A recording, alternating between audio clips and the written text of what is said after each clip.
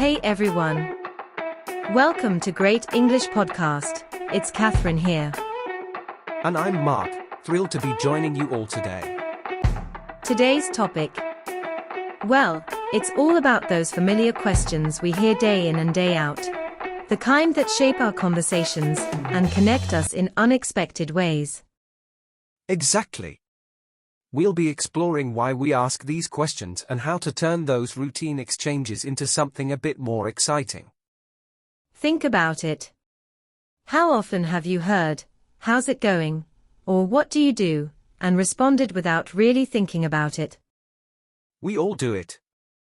But what if we could add a sprinkle of fun to these daily interactions? That's what we're here to explore. So, what can you expect from today's episode? Well, we'll be chatting about everything from the morning "How are you?" to the dinner table "Is everything okay?"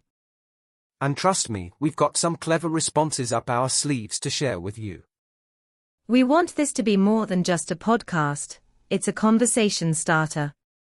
After all, these questions are the threads that weave through our lives. Absolutely. And along the way, we might even uncover the hidden meanings behind these common queries. So, grab your favorite drink, settle in, and get ready to rediscover the charm in those everyday questions. And hey, if you've ever wondered how to respond to "What's new?" with a twist, or tackle the classic "How was your day?" in a whole new way, you're in the right place. And hey, if you've ever wondered how to respond to "What's new?" with a twist, or tackle the classic "How was your day?" in a whole new way, you're in the right place. Hey Mark. How's it going today? Hey Catherine. I'm doing well, thanks. How about you? I'm good, just tackling the usual morning hustle. You know how it is. Totally. Speaking of morning hustle, have you ever wondered why we always start the day with "How are you?" It's like the unofficial greeting of the morning routine. Oh, definitely. It's kind of like a friendly handshake in verbal form, a way to acknowledge each other and kick off the day on a positive note. Exactly. And you know what's fun? Mixing it up a bit with our responses. Instead of the usual "I'm good, thanks," imagine saying something like "I'm rocking and rolling," or "living the dream, one cup of coffee at a time." I love that.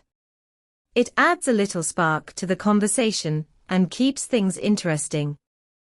For sure. And what about "How's it going?" That's another classic greeting. It's like an open invitation to share a snippet of your day. Absolutely.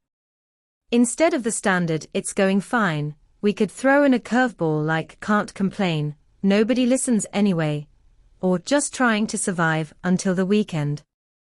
I hear you. Those responses always get a chuckle and break the ice.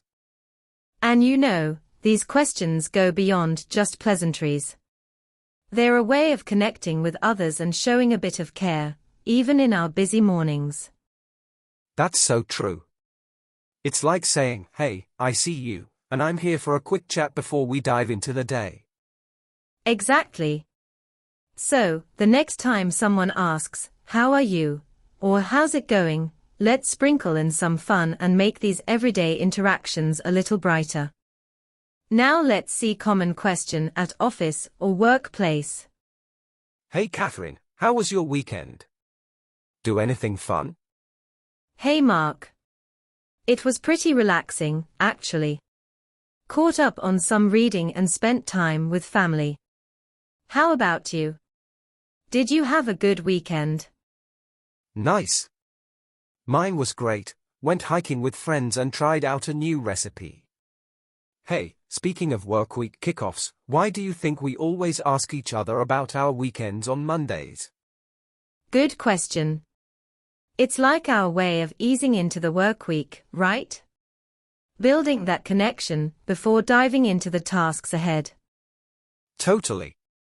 And you know what's funny? The classic "How was your day?" can lead to some pretty routine responses. Ever thought about switching it up a bit? Oh, definitely. Instead of the usual, it was okay, we could say something like, my day was like a roller coaster, ups and downs, but overall thrilling. I love that. It adds a bit of spice to the conversation and shows that we're open to sharing more than just the usual updates. Exactly. And speaking of spice, let's talk about the art of small talk. How do you make those quick office exchanges more enjoyable? Small talk, it's all about finding common ground. Maybe it's a shared interest in movies or sports, or even just chatting about the latest office news. Absolutely. Finding those little connections can turn a mundane chat into something fun and engaging. And you know what's underrated? A good sense of humor. A well-timed joke or a light-hearted comment can really break the ice. Definitely.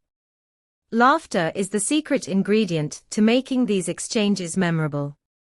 So, next time someone asks about your weekend or how your day was, let's inject some creativity and positivity into our responses. Now let's discuss social gatherings questions. Mark, did you have a good time at the party last weekend? Catherine. It was fun, thanks. Met some interesting people. Speaking of parties, why do you think we always ask each other the same questions at these events? Oh, definitely. It's like our way of breaking the ice and finding common ground. Like, what do you do, is such a classic. But have you ever thought about how to spice up that answer? For sure. Instead of the usual job title, how about adding a twist? Like saying, I solve mysteries, but not the Sherlock Holmes kind, I'm a data analyst. I love that. It definitely adds a bit of intrigue to the conversation. And hey, speaking of conversations, how do you handle those uncomfortable questions that sometimes pop up at social gatherings? Good question. It's all about grace and humor. For example, if someone asks about your relationship status or plans for the future, you can respond with a light-hearted remark like, the mysteries of life. Let's focus on enjoying tonight, shall we? That's a great approach. Keeping it positive and steering the conversation back to the present moment. Exactly. Social gatherings are all about connecting and having a good time. It's okay to gracefully navigate those tricky questions and focus on enjoying the company. Absolutely. So, the next time we're at a party or event, let's embrace these common questions as opportunities to share a bit of ourselves in a fun and engaging way. Now it's time to talk about family reunions common questions. Mark, how was your family reunion last weekend? Catherine. It was good, thanks. Always interesting catching up with everyone. Speaking of family gatherings, how do you handle those repetitive questions from relatives? Oh, you mean like, when are you getting married? Or are you planning on having kids? Those ones. Exactly. They seem to come up at every family event. Ever thought about spicing up your responses? Absolutely. Instead of a standard reply, how about saying something like, I'm still perfecting my cooking skills before I add a partner or mini-me to the mix. I love that. It adds a bit of humor and lightens the mood. Speaking of which, how do you keep the atmosphere upbeat during family gatherings? Good question. It's all about focusing on the positive and embracing the quirks of family dynamics.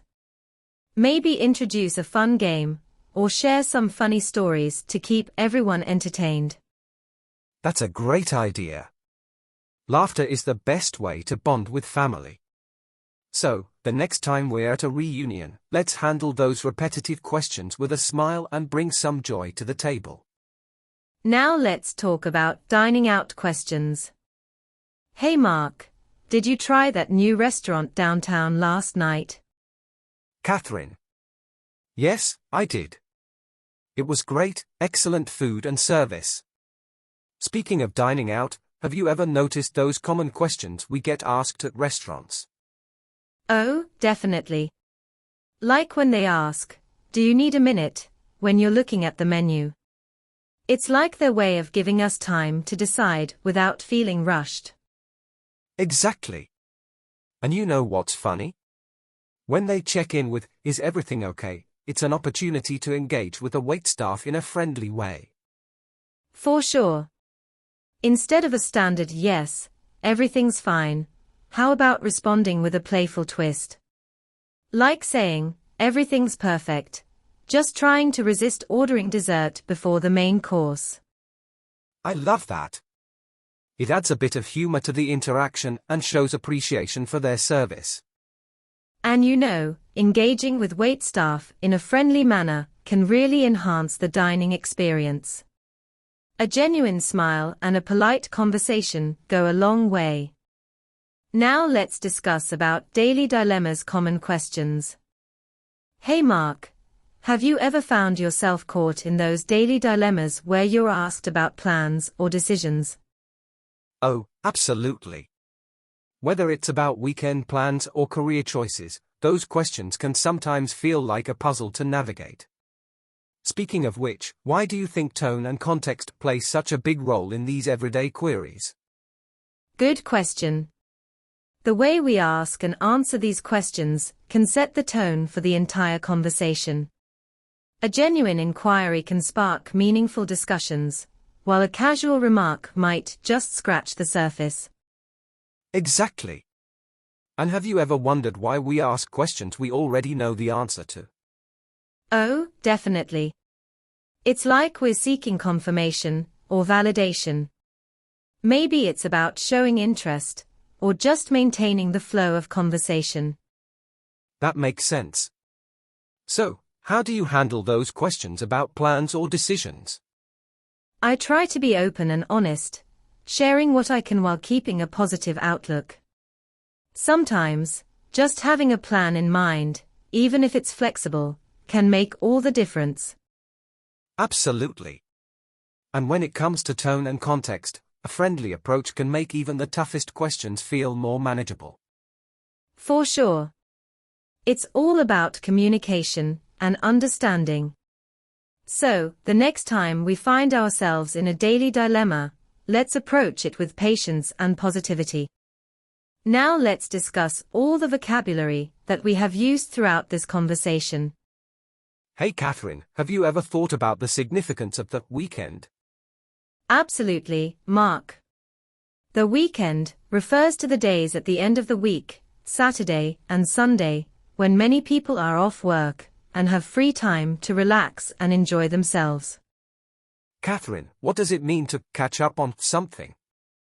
To catch up on something means to do activities or tasks that you haven't been able to do recently, like reading a book or watching a movie you've been wanting to see. Hey Catherine, when I say I spent time with family over the weekend, what does that mean? Spending time with family means being with family members and enjoying their company, whether it's having meals together, going for a walk, or just chatting and catching up. Catherine, can you explain what workweek kickoffs are? Workweek kickoffs refer to the start of the work week, usually on Monday, when people are transitioning back into work mode after the weekend break. Catherine, what does it mean to ease into something? To ease into something means to gradually start or transition into it, like easing into a new project at work or easing into the day after a relaxing weekend. Have you ever thought about switching it up in our daily routines? Switching it up means changing or varying the usual way of doing something, like trying a new recipe for dinner or taking a different route to work. Catherine, can you explain the art of small talk? The art of small talk refers to the skill of making light, casual conversation with others, often to build rapport or establish connections in social settings. Catherine, what does it mean to find common ground in a conversation? Finding common ground means discovering shared interests or topics that both parties can relate to and discuss, making the conversation more engaging and enjoyable. Catherine, when I say we should inject some creativity into our conversations, what does that mean? To inject something into a conversation means to add or infuse it to make the conversation more interesting or lively, like injecting humor or unique perspectives to keep the dialogue engaging. Thank you all for joining us on this episode of the Great English Podcast. We hope you've enjoyed diving into everyday questions and conversations with us. Remember, whether it's finding common ground or injecting some creativity into your interactions, embracing the art of small talk can truly enrich our daily lives. Don't forget to like, share and subscribe to Great English Podcast for more engaging discussions and language insights. If you liked what you heard today, leave us a comment. Your feedback means the world to us. Until next time, keep practicing your English and making every conversation great. This is Mark and Catherine signing off from the Great English Podcast. Stay curious, stay connected, and keep speaking with confidence. Goodbye.